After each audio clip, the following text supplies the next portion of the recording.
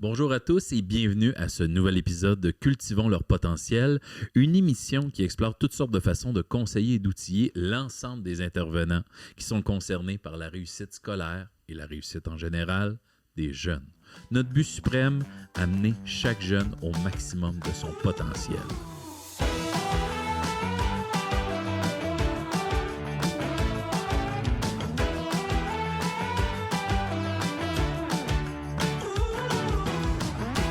Je suis Pascal Binette et c'est avec un plaisir extraordinaire que j'anime cette émission.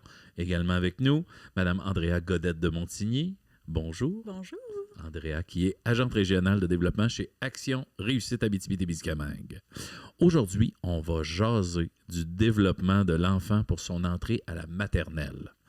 Beaucoup de parents sont inquiets lorsque l'enfant entre à l'école. « Oh mon Dieu, est-ce que mon enfant est normal? » On l'entend tout le temps. Est-ce qu'il est en retard par rapport aux autres?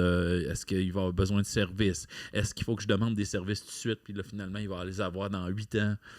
Donc, il y a plein d'inquiétudes. Et pour nous rassurer en tant que parents, mais surtout vous rassurez vous, mesdames et messieurs à la maison, on reçoit Jessica Belzile, intervenante pivot en petite enfance. Merci encore d'être avec nous. Bonjour, Jessica. Merci.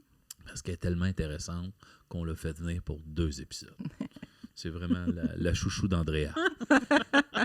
Exact. Fait que pour les gens qui n'ont pas écouté l'autre épisode, tu peux-tu en quelques minutes nous résumer c'est quoi une intervenante pivot? Bien sûr. En fait, moi, je suis psychoéducatrice. Je suis intervenante pivot en petite enfance en Abitibi-Ouest depuis 2017. Donc, ça fait bientôt 7 ans. Oui. Dans le fond, moi, mon travail, c'est, comme ça le dit, là, je fais le pivot entre l'enfant, son parent et les différents partenaires là, de la communauté. Dans le fond, je me déplace à domicile, je rencontre les familles quand ils ont des questionnements par rapport au développement, par rapport au comportement de leur enfant. Puis moi, je vais m'assurer à ce moment-là de faire le lien avec soit des partenaires ou soit le milieu de garde ou justement l'école, quand l'école s'en vient. Si les parents ont des petites inquiétudes, des choses comme ça, pour bien préparer la rentrée. Ou comme tu disais dans l'autre épisode, juste rassurer le parent, dire « c'est normal, calmez-vous, papa, oui. maman ». Exact, ça peut faire partie du travail exact, aussi. de dire « ça va bien, c'est normal que votre enfant sache pas compter à cet âge-là ». Exact. Ça marche. On entend souvent cette inquiétude-là, à savoir si l'enfant est au bon stade de développement. Donc, c'est quoi les indices principaux? Non, un indice. Ça dépend de ton indice S ou indice pas de S. Oui, c'est ça. Non, c'est les indices principaux. Je pense qu'il y en a plein. Oui, il y en a. Alors, ça serait quoi les principaux indices pour indiquer qu'un enfant a un retard de développement quelconque? Oui. En fait, c'est une grande question. Là. Il peut y avoir vraiment plusieurs indices. En fait, moi, ce que je vois dans les familles, c'est on dirait que passé l'âge de 3 ans, il y a des... Là, c'est là que les inquiétudes se mettent à apparaître chez les parents. Souvent, on dirait que c'est ce tranche d'âge-là. Avant ça, souvent, ils sont petits. On se dit, ils ont le temps, c'est normal qu'ils ne parlent pas beaucoup, tout ça. Puis on dirait qu'à partir de 3 ans, là, c'est là qu'on se pose on se pose des questions. Il devrait être où dans son développement côté langagier? Quand l'enfant va rentrer à l'école, il va-tu se faire comprendre par son enseignante? Il va-tu être capable de communiquer s'il y a un besoin ou des choses comme ça? Fait que c'est des choses qu'on s'attend quand on rentre à l'école, que l'enfant soit capable au moins d'exprimer un besoin, une demande. Puis, tu sais, c'est ça, il y a plusieurs attentes aussi au niveau de l'autonomie, là, principalement. Ouais. Là, au niveau langagier, on a peur que l'enfant se fasse écœurer aussi s'il s'exprime mal, s'il n'y a pas les bons temps de verbe, s'il zézette. Oui. En tout cas, moi, je peux te dire que des fois, il y a cette inquiétude-là. Je pense que l'inquiétude, c'est tous les parents qui sont inquiets par rapport à ça. Est-ce que mon enfant va se faire des amis? Est-ce qu'il va se faire accepter? Est-ce qu'il va se faire aimer? Ça, c'est une grosse transition. Je pense qu'il n'y a pas un parent qui veut pas ça. Là, surtout ceux qui n'ont pas été en CPE depuis qu'ils sont tout petits. Là, ils passent de la maison de papa-maman à bang, je m'en vais au préscolaire. Ça doit être les parents les plus inquiets. Ou dire, tu dis, c'est-tu de ma faute? Est-ce que j'aurais dû l'envoyer dans une CPE avant? Oui, c'est ça. Oui, surtout ces enfants-là, que c'est leur première expérience de vie de groupe. Au moment qu'on enregistre, on est dans l'été. Puis c'est Oui. surtout ça que je vois, là, des parents qui m'interpellent parce que là, l'entrée approche. Là, on est vraiment là, à minuit moins une, là, on est en juillet. Puis là, c'est les inquiétudes qu'ils ont. Là, il n'est jamais allé, exemple, en garderie, tout ça. Comment il va faire? Comment je peux l'aider à bien s'intégrer, tout ça? Fait qu'il y a des choses qu'on peut faire. C'est quoi la barre où ce qui est supposé être? Là? Ça doit être... Oui. C'est ça, les parents, ce qu'ils veulent avoir, ils Ils veulent une beaucoup liste de de ce qu'il normes, est supposé c'est faire, mais ça existe-tu, ça? Oui, c'est ça. Ben là, de la transition de rentrer à l'école, fait que ça rentre-tu... Est-ce que mon enfant va rentrer dans la norme? C'est quoi la norme de rentrer à l'école? T'sais? C'est ça. Puis, tu sais, c'est une question qui est difficile à répondre. La norme, c'est quoi? Oui, c'est ça. Parce que... Puis, tu sais, moi, j'essaie de pas trop rentrer dans une liste à cocher, justement. Parce qu'on est beaucoup dans ça. À 3 ans, on devrait faire telle chose. 4 ans, 5 ans, tout ça. Tu sais, c'est sûr qu'on va regarder en général là, comment l'enfant se débrouille au niveau, justement, tu sais, autonomie, langage. C'est surtout ça qu'on regarde, mais aussi socio-affectif, là, tu sais, au niveau... est-ce que mon enfant va être capable de partager? Est-ce qu'il va être capable de se faire des amis?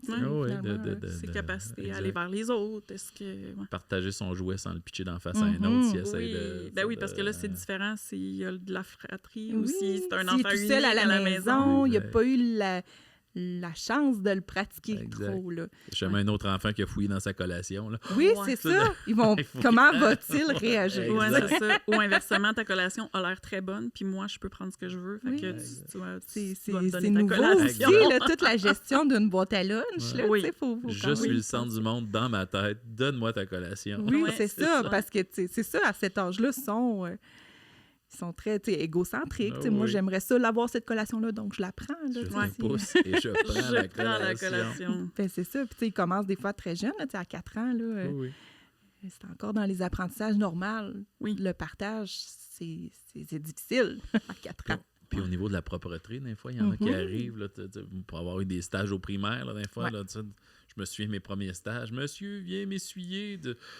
Ben, moi, je ne savais pas que c'était dans le contrat. Moi, j'ai un bac enseignement primaire secondaire. Donc, en première année, viens m'essuyer, monsieur. Il y avait une petite salle de bain dans la classe. Je ne m'attendais pas à ça. Oui. Ben, c'est ça. Oui, je vois les parents aussi qui sont inquiets par rapport à ça parce que ça se peut qu'à 4 ans, là, c'est pas tout à fait au point. Là, il y en a qui sont top-notch, qui sont propres, qui sont capables. C'est ça. Il y a beaucoup de différences. Oui, puis on a des 4 ans qui vont avoir 4 ans puis qui rentrent à l'école en septembre. On a d'autres qui ont le 4 ans depuis plus longtemps. Là, fait qu'ils arrivent proche du 5. Fait que Ouais. ça aussi... En octobre, novembre, décembre, Oui, là, sont plus vieux. Ils sont plus vieux, qui ça, vont c'est bientôt 5 ans. Oui. Ouais. Il y a une grosse différence, en fait, entre un petit 4 ans qui rentre à l'école et un presque 5. Là, juste cette année-là, ça paraît. Il y a un développement énorme. Là, Oui. de 8-9 mois à cet âge-là, c'est quelque chose, même au niveau physique, au niveau de Totalement. la dextérité, au niveau de la réflexion.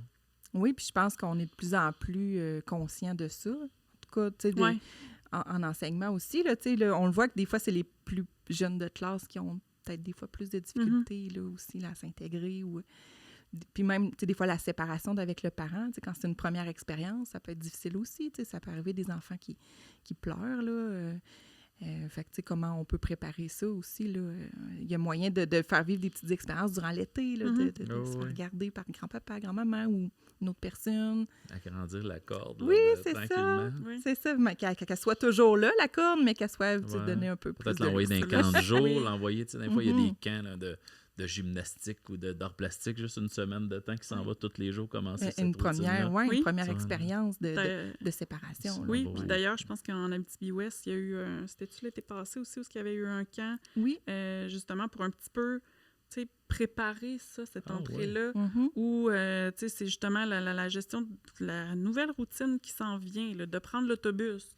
C'est qui, là, monsieur Richard, qui vient me chercher dans l'autobus jaune? Oui, là? ça peut être impressionnant, là. Moi, j'ai trouvé ça intéressant, puis même, je me dis, ben OK, mais... Tu sais, c'est ça, des fois, par rapport à l'expérience que peut-être comme parent, tu as eue de l'école, ben là, comment...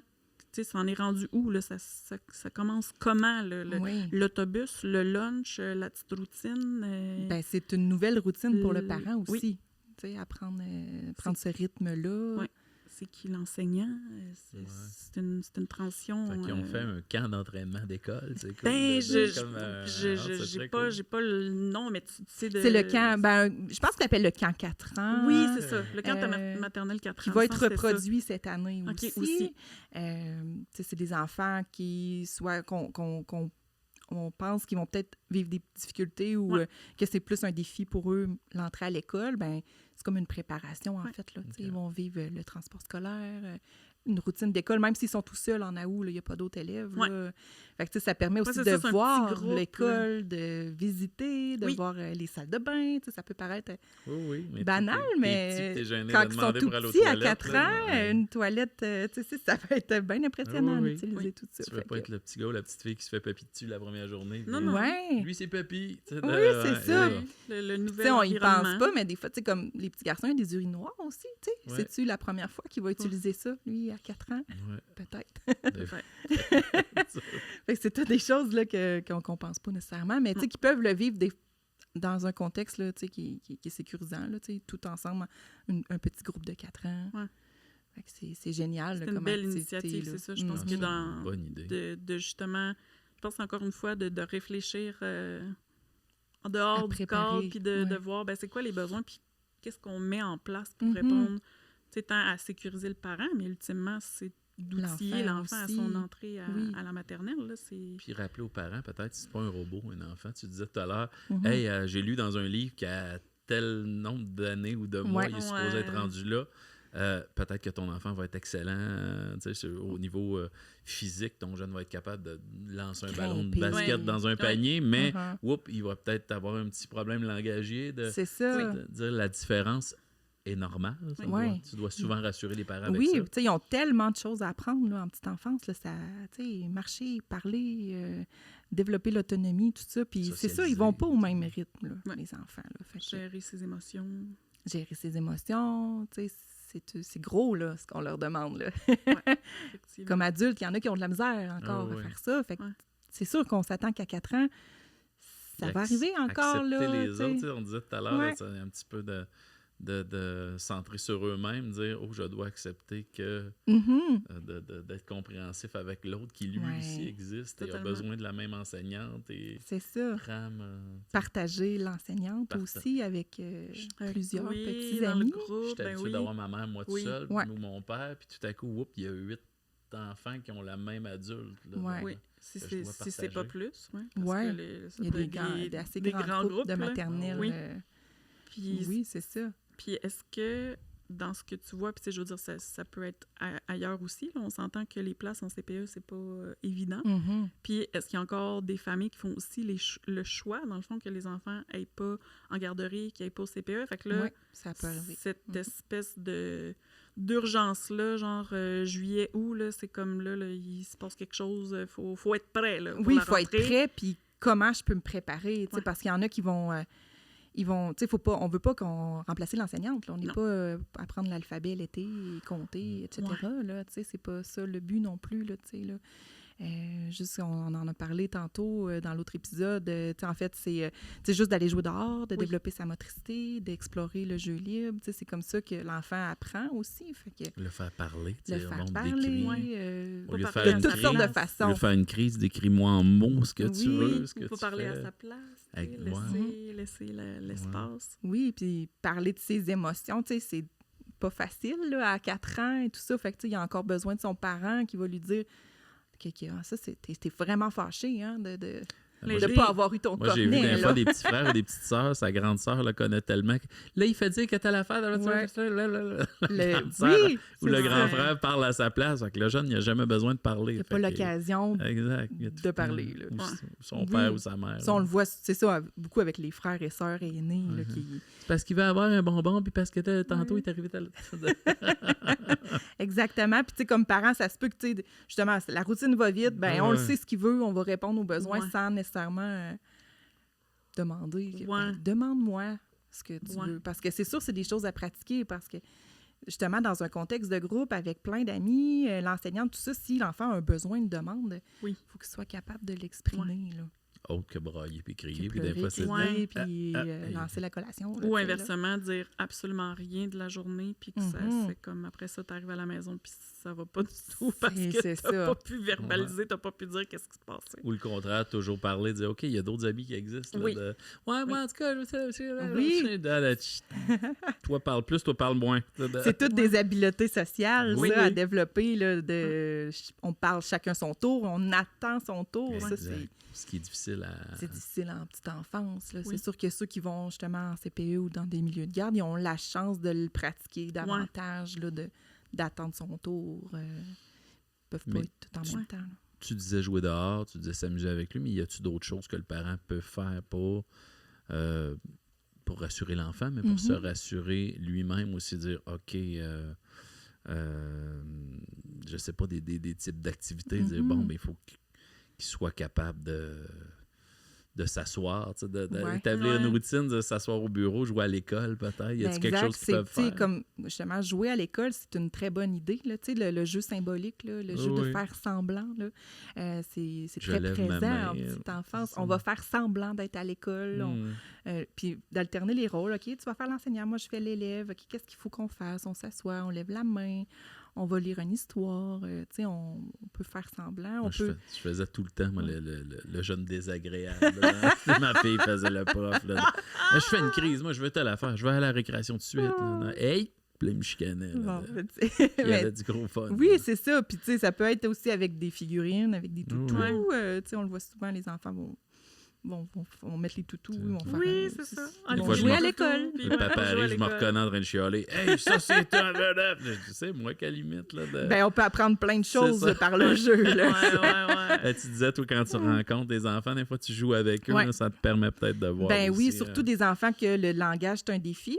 Des fois, on peut y aller par le jeu, puis on peut apprendre des choses. Là, tu réussis à faire popper des affaires, dire OK, c'est ça qui est... Oui, c'est comme ça que lui, il perçoit. Là, puis souvent, ils vont jouer des scènes qu'ils ont vécues ou des émotions qu'ils ont vécues. Puis c'est correct d'embarquer dans ce jeu-là puis de dire « Ah, il est vraiment fâché, hein, ton toutou, qu'est-ce qui s'est passé? » Fait que, pour aider à mettre des mots sur ces émotions-là. Là. Fait que ça peut être des choses. En tout cas, Nounours, il a vécu ça. Puis il n'a pas eu ce qu'il voulait. Là, il n'a pas eu son biscuit. Peu importe. Là, je le voulais maintenant. En petite enfance, un petit événement peut devenir très, très rapidement une grosse colère. Là. OK. C'est ça. Faut apprendre à être capable de la tolérer parce que c'est... Je pense que c'est de l'accueillir puis qu'après ça peut... oui, c'est ça. Accueillir cette émotion-là. Dédramatise un peu. Mettre des mots dessus pour qu'ils sachent que, bon, OK, ça, c'est de la colère. OK. Puis, le parent, peut-être au niveau du parent aussi, on disait l'enfant n'est pas tout seul au monde. Ouais. Faut que le parent comprenne aussi. Là, Moi, j'enseigne depuis 20 ans et la phrase qu'on a le plus, c'est « Oui, mais moi, mon enfant ». Ouais, ça, on le fait souvent dans les locaux de prof, un parent qui dit « Oui, mais moi, mon enfant ». C'est-à-dire, la règle s'établit, mais moi, c'est mon enfant à moi, donc il est spécial. Ça doit être difficile en petite enfance aussi pour un parent de... Puis c'est vrai qu'à leurs yeux, ils sont spéciaux. C'est leur enfant, puis ils veulent le mieux, là, c'est clair, là, pour leur enfant. Donc, faire confiance peut-être à l'intervenante ou à l'enseignant. C'est comme primordial, en fait. Là. C'est comme ça que votre enfant va développer un lien, en fait, avec son enseignant. C'est de montrer que toi, comme parent, tu as confiance en cet enseignant-là. Là.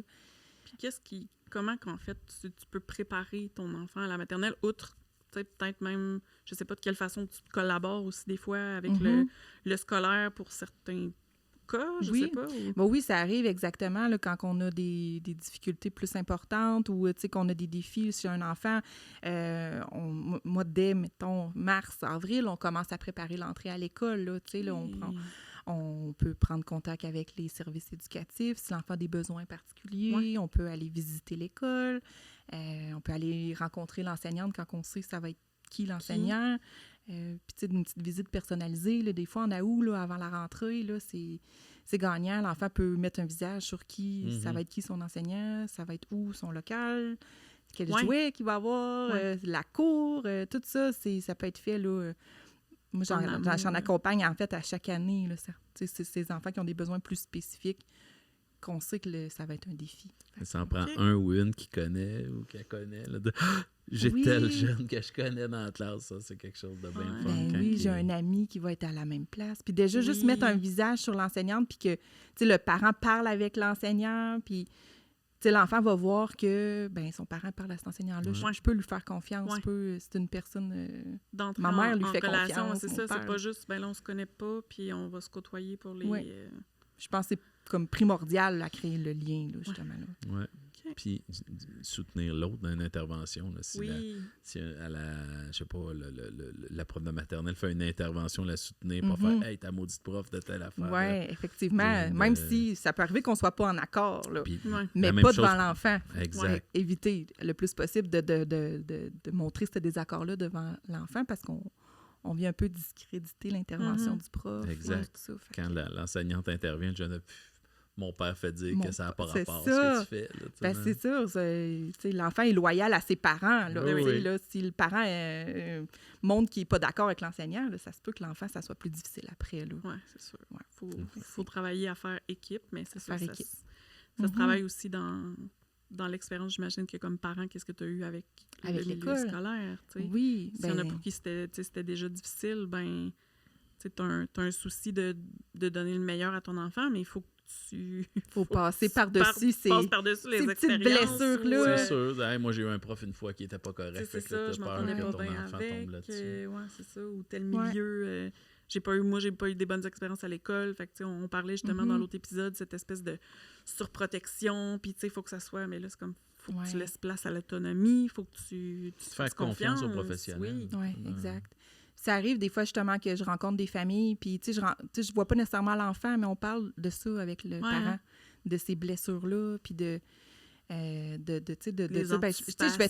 vais t'accompagner dans cette rentrée-là, de ne pas se sentir tout seul, tout ça, puis des fois, de reclarifier certaines interventions de l'école, ils ont fait ça pour reprendre ça avec le parent, pour pas qu'ils vivent de la colère par rapport à l'école, par des fois des erreurs de communication ou de perception, puis tout ça. Mais ça arrive souvent, le parent, c'est moi, quand je suis arrivé à la maternelle, il est arrivé ça.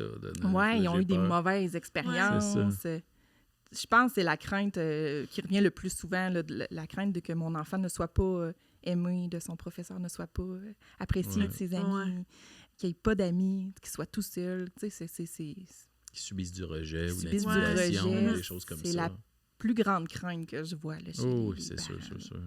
Je comprends, parce que on s'entend que c'est crève-cœur aussi. Là, je veux dire, tu sais, par des petits... c'est des petits poux, mais en même temps, c'est comme, OK, il faut faire confiance quand même. Puis, je trouve que, dans ton rôle, c'est ça, de se dire, je peux t'accompagner pour trouver le juste milieu, un petit peu normalisé, pas nécessairement banaliser ce que le parent a vécu, ou etc., mais de se dire, c'est ça. De pouvoir le soutenir là-dedans. Oui, effectivement. Ça peut faire de juste changer un peu les lunettes du parent ou essayer de mieux comprendre comment fonctionne l'école, parce que c'est sûr. C'est mieux géré qu'à l'époque aussi, tout ce qui est intimidation, tout ce qui est rejet, là, dans le temps. On a des surveillantes qui fumaient des tops, puis il y avait une bataille dans le cours d'école. C'est ça, ça a bien changé. Pareil, maintenant, il y a des intervenantes, il y a de la violence, il y a toute l'équipe école se met autour. Des fois, ça ne va pas nécessairement à la vitesse que le parent voudrait, mais c'est ça. Mais c'est mieux géré que quand nous étions jeunes. Oui, quand tu étais jeune. Quand j'étais jeune, qu'on peut dire jadis. Jadis, dit-il de sa barbe blanche. Il y a aussi l'espèce d'obsession de la comparaison. On en parlait dans l'autre épisode aussi, mais c'est beaucoup les médias sociaux qui font ça. Ah, mon Dieu, l'enfant... je sais pas, lui, il gagne des trophées ou il est rendu à tel niveau. Là, il y a comme une compétition de... On a même une pub, là, les parents qui se relancent de « Moi, mon enfant a fait telle affaire, il a fait un concert de piano. Moi, mon enfant de... » C'est ça. Comment est-ce qu'on fait pour éviter ça? T'sais? Oui, c'est ça, parce que c'est sûr que c'est facile de se comparer là, avec les autres. C'est difficile de ne pas le faire. C'est difficile de ne pas le faire. Je pense qu'il faut choisir aussi les informations. Tu sais, si jamais les médias sociaux, c'est trop, ça crée trop d'anxiété, là. Il y a moyen peut-être de doser choisir nos informations qu'on reçoit et tout ça. Si on a des inquiétudes, justement, on va valider auprès d'un professionnel, puis on va s'assurer que l'enfant il est prêt pour l'école, là, mais ça se peut qu'il reste avec des défis, là, tu sais. Puis ça se peut que ton premier enfant, pour lui, c'était très facile d'apprendre les lettres, les chiffres, etc. Puis que le deuxième, ben c'est pas son cas, mais il y a d'autres forces. C'est ça, il est excellent au parc pour grimper ses mains. Puis, effectivement, il a développé sa motricité. Oui, puis puis c'est ça, il y a la transition, c'est sûr que par le moment même, là, quand tu dis, ben là, le stress de à août, septembre, mais c'est comme moi, on peut donner un temps aussi. Là, oui, effectivement. À ce que, c'est ça, l'adaptation, il y a l'espèce de rentrée, là, mais après ça, ultimement, quand la routine est un petit peu plus installée, puis j'imagine que dans ce que tu peux accompagner les gens aussi, c'est comme, ben, quelle routine aussi installer, parce que là, on tombe dans une nouvelle routine, là, fait que... Effectivement, ça se fait pas du jour au lendemain non plus, il faut apprendre... Puis, tu sais, l'enfant va vivre toutes sortes de nouvelles situations, c'est un stress aussi, là, tu sais, là... Il va avoir peur, puis il va avoir de la peine, il va chicaner, puis il ne comprendra pas quelque chose, puis il sera pas bon dans des affaires. Ouais. Ça se peut que les soirs là, des premières journées d'école, ça soit plus difficile à la maison, puis qu'il y ait plus de crises ou moins de collaboration, de l'opposition. Faut pas s'empresser d'appeler à l'école. Là, moi, mon enfant a eu de la peine, puis il a peur. On laisse le temps. Soit le centre du monde dans votre classe, s'il vous plaît, aussi. Fait qu'il faut pas paniquer avec ça. C'est normal. C'est normal. Il y a une période d'adaptation. Puis si ça va plus loin, maintenant, s'il y a vraiment des réelles difficultés, qu'est-ce que les gens peuvent faire? Tu sais, je pense que c'est important d'avoir une bonne communication, justement, avec l'enseignante. Là, puis, si on a des inquiétudes, ne pas hésiter à prendre contact avec eux, puis voir les opportunités, voir qu'est-ce qu'on peut faire pour soutenir l'enfant. C'est ça, s'il pleure tous les jours, à un moment donné où il ne veut plus aller à l'école. C'est ça, effectivement. Je pense que c'est justement un travail d'équipe. Il y a des choses qu'on peut faire à la maison, il y a des choses qu'on peut faire à l'école. Ça peut être on veut que ça se passe bien, autant le personnel de l'école que... Oui, c'est sûr. On veut tout le bien. On veut que tous les enfants dansent en rond avec un arc-en-ciel. C'est ça. Des fois, il y en a que c'est plus difficile. Là, oui. C'est ça. Il y en a qui accrochent, il y en a qui ralentissent le groupe, il y en a qui...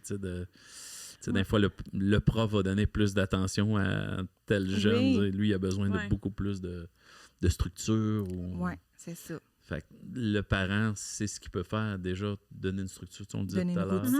Donner une routine à la maison, soutenir ce qui se passe à l'école. Effectivement. Et s'il voit qu'il y a une difficulté dans un secteur, peut-être demander à l'enseignant, dire hey, « moi, je peux travailler je sais pas, son écriture, sa lecture, son langage, qu'est-ce que je peux faire pour le soutenir à la maison, mon enfant? » C'est juste pour qu'il repogne le niveau. Il y en a qui ont besoin d'un petit peu plus, puis sans devenir justement l'enseignant à la maison, mais d'y aller justement par le jeu. Souvent, c'est ce que je propose aux parents aussi, de jouer là, avec l'enfant. Trouver un jeu de mathématiques. Pas mettre de la pression non plus à l'enfant de tu dois apprendre ça. Tu dois apprendre, il faudrait que tu le saches maintenant.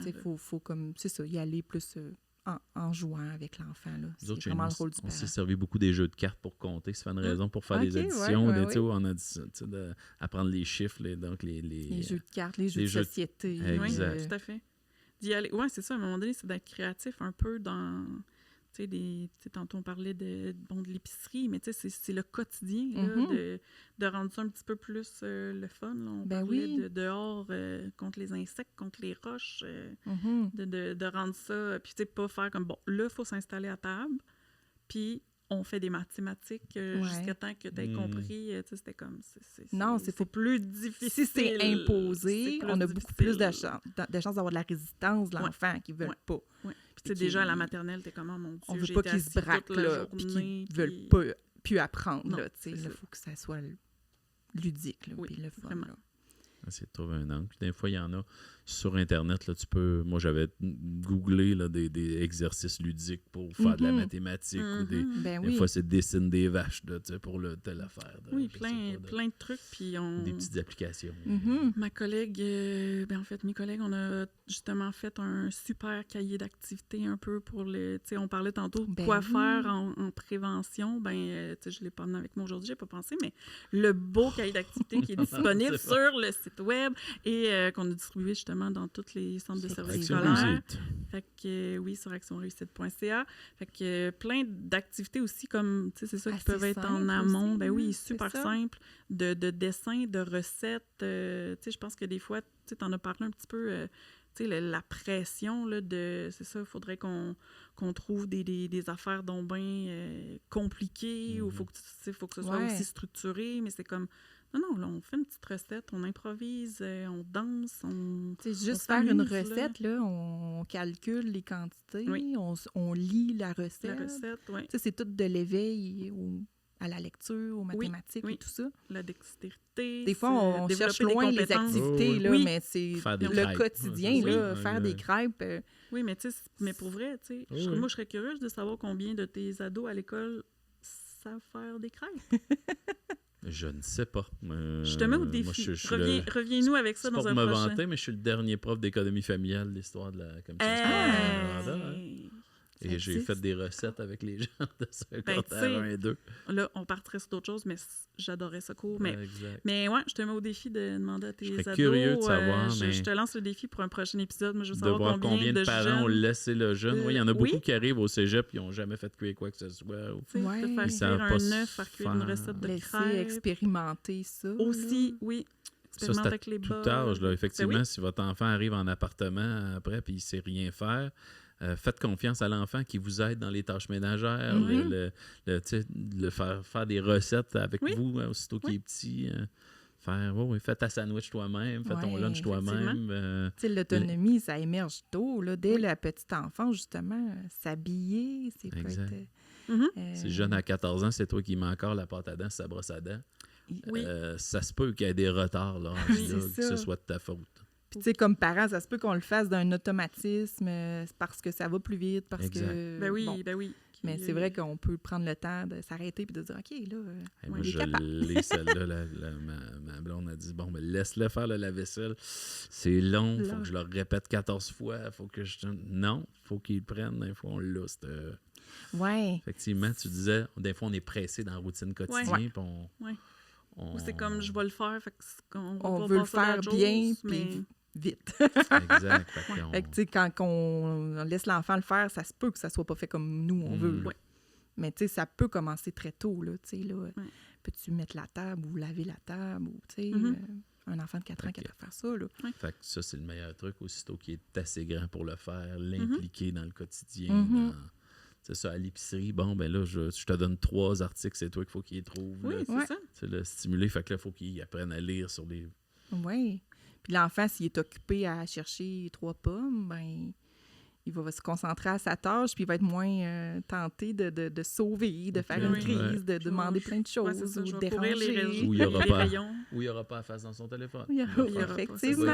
On s'en va faire l'épicerie. Qu'est-ce qu'on achète? Le quotidien, ça peut être stimulant. Là. Oui, effectivement.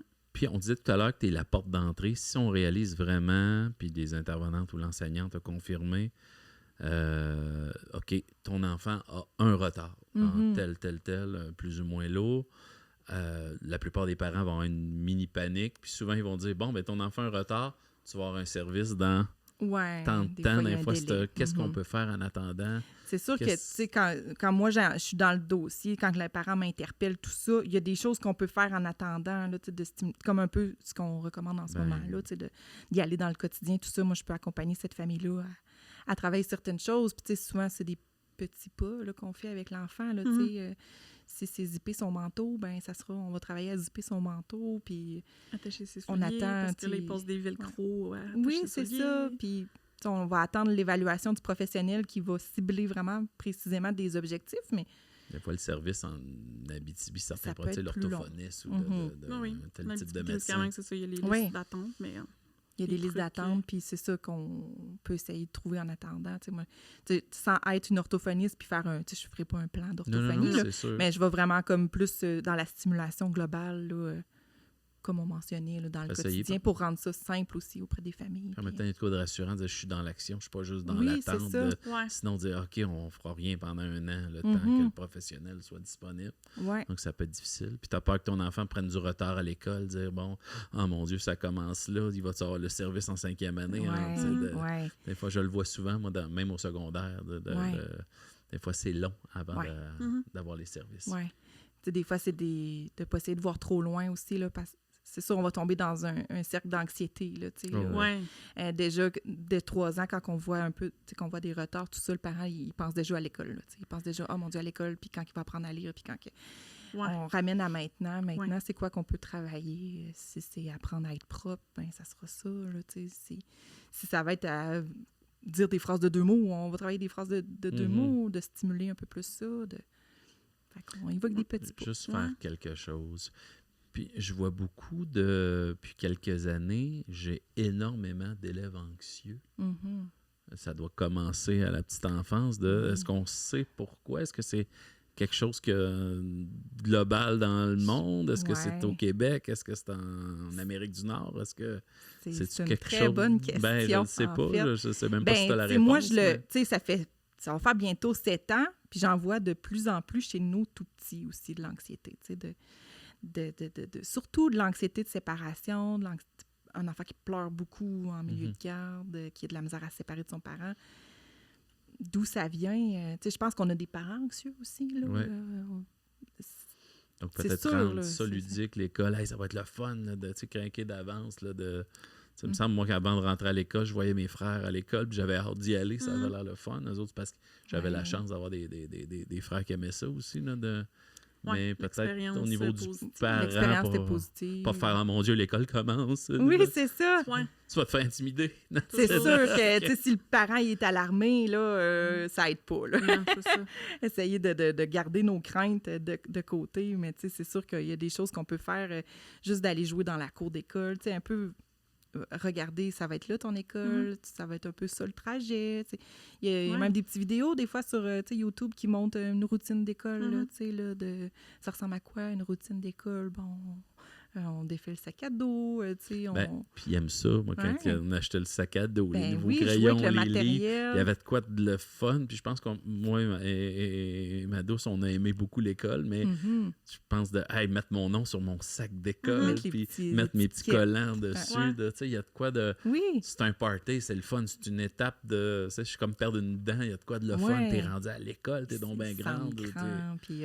juste mettre le sac à dos, s'amuser à l'ouvrir, le fermer, mettre des choses dedans. C'est ton cahier à toi, c'est tes crayons, je sais pas. Tout du matériel, comme neuf. Là, puis là, jeune arrive j'ai hâte de rencontrer mon enseignant. Donc, ça, c'est le meilleur truc, je pense, de mon expérience personnelle. Effectivement, là, on met... d'associer ça à quelque chose de le fun, de ces nouveaux crayons. Quand le jeune compte les jours, j'ai hâte que l'école commence. Il y a quelque chose comme aller en vacances. Là, il y a une petite il y a de l'excitation, c'est sûr. Oui, puis d'embarquer dans ça avec le jeune au lieu d'en faire de « Oh mon Dieu, l'école commence. On disait tout à l'heure. Oui, faire attention aux messages qu'on envoie là, comme parents. Là. Même si on a eu des mauvaises expériences à l'école, tout ça. Puis comprendre que l'enfant absorbe toutes nos émotions. Effectivement. C'est ça. Cette espèce de pression-là, qu'on a l'impression par l'anxiété ou par quoi que ce soit, que c'est comme, bon, ben là, la rentrée, il faut qu'il sache attacher ses souliers, il faut qu'il soit autonome, il faut qu'il sache parler, Fait que c'est comme, OK, là, on commence par où? Puis, tu sais, comme tu dis, ben là, déjà, si c'est ça ton mood au mois de juillet, puis de faire comme, ben, comment il va faire pour plus tard. C'est comme, OK, on revient ici maintenant. Ton enfant, il est présentement. Ici maintenant. Effectivement. Une journée à la fois aussi, là, la rentrée. Tout va commencer en même temps. Là. On disait tout à l'heure, l'enfant performant. Là. L'automne aussi, le karaté va commencer, la natation, les cours de piano. On n'est pas obligé de mettre tout ça d'un coup. S'il rentre à l'école, dire peut-être une activité, pas loader l'enfant. Là, non, c'est déjà, ça. il va avoir à s'habituer à ça. On n'est pas obligé d'y en mettre 2 puis 3, puis que c'est mercredi soir, puis c'est jeudi, puis c'est mardi, puis c'est... Il peut en avoir du temps juste pour, on disait, jouer dehors, marcher au parc, puis chiller. Mais tu te mets ça comment? T'enlèves ça comment, cette pression-là, à ton enfant, quand toi-même, peut-être comme parent, t'es comme, ben, faut que j'aille courir, faut que j'aille au gym 3 fois par semaine, faut que, tu sais, c'est comme... On en a... Tout le monde un peu beaucoup sur les épaules. À un moment donné, c'est qu'il y a cet exercice-là de faire. Fait que si moi, ben, il faut que je performe dans mon travail, il faut que je performe, il faudrait que j'aille m'entraîner, il faut que je cours 3 fois par semaine, il faut que je fasse des petits muffins bio, il faut que je fasse mon jardin. Ben, qu'est-ce que tu mets aussi? C'est quoi les attentes aussi à un moment donné qu'on a réalistes envers nos enfants? Oui, c'est ça. Diminuer cette pression-là parce que là, envers nous-mêmes. Oui, parce que là, tu as une routine, c'est ça. Fait qu'il commence l'école, fait que ça veut dire qu'il faudrait aussi qu'il fasse du hockey. ce serait le fun que, le tant qu'à faire, on peut faire du karaté. Puis pourquoi pas aller faire, tu sais, fait que ça, des cours d'art au musée. Là, c'est ça aussi, ça prend les petits cours de peinture, puis de musique, puis... Tu sais, je pense que c'est important de rester dans le plaisir. Tu sais, là, quand il n'y a plus de plaisir, puis que l'enfant, c'est comme rendu une pression. Il y a un horaire de personnes qui travaillent à temps plein. Oui, puis qu'il y a de la fatigue qui embarque, tout ça, là, faut se poser des questions. Là. C'est-tu trop pour mon enfant? Est-ce qu'il y a vraiment du plaisir à jouer au hockey ou c'est comme peut-être le message que tout le monde lui envoie, là, que hey, tu joues, tu sais. Papa, t'as bon au hockey, tu vas faire le rêve à papa. C'est ça.